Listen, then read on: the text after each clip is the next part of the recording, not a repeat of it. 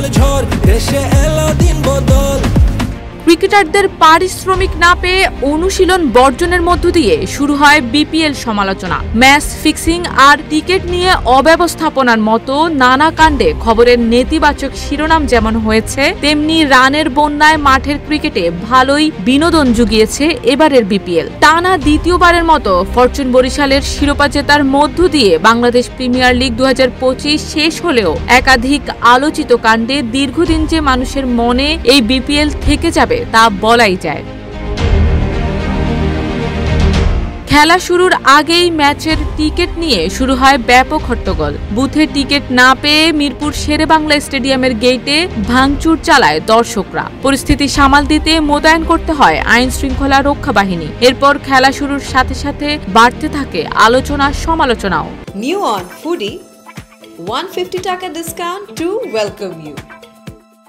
প্রথমেই দুর্বার রাজশাহী নামের ফ্র্যাঞ্চাইজির বিরুদ্ধে ওঠে একাধিক অভিযোগ। ক্রিকেটারদের ঠিকমতো পারিশ্রমিক না দেয়া, দৈনিক ভাতা প্রদান না করা, এমনকি কিট ব্যাগ থেকে শুরু করে প্রস্তুতির জন্য জার্সির ব্যাপারেও অব্যবস্থাপনার। এদিকে পারিশ্রমিক না পেয়ে বিদেশি ক্রিকেটারদের অনুশীলন আর ম্যাচ বয়কটের মতো নজিরবিহীন ঘটনা ঘটেছে এই বিপিএলেই। এই আলোচনা শেষ হতে না হতেই উঠে আসে বিপিএলে ম্যাচ ফিক্সিং এর মারাত্মক অভিযোগ। আন্তর্জাতিক ব্যাটিং নজরদারি একটি সংস্থার তদন্তে জানা যায়, পুরো টুর্নামেন্টের 8টি ম্যাচে এবং অন্তত 10 জন খেলোয়াড় ম্যাচ ফিক্সিং এর সঙ্গে জড়িত।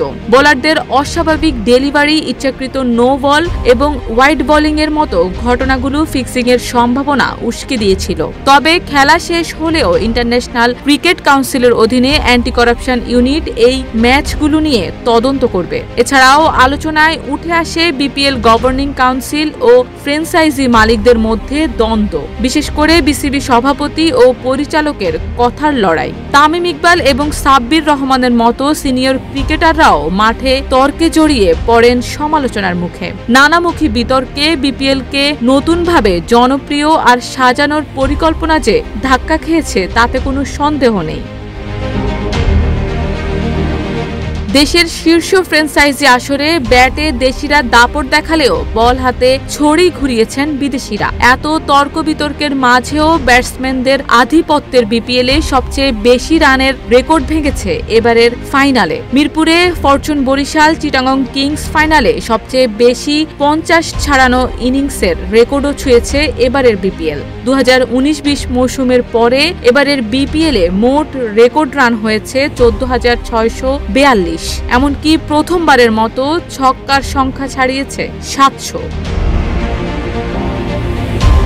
শারমিন নিশু, ঢাকা পোস্ট।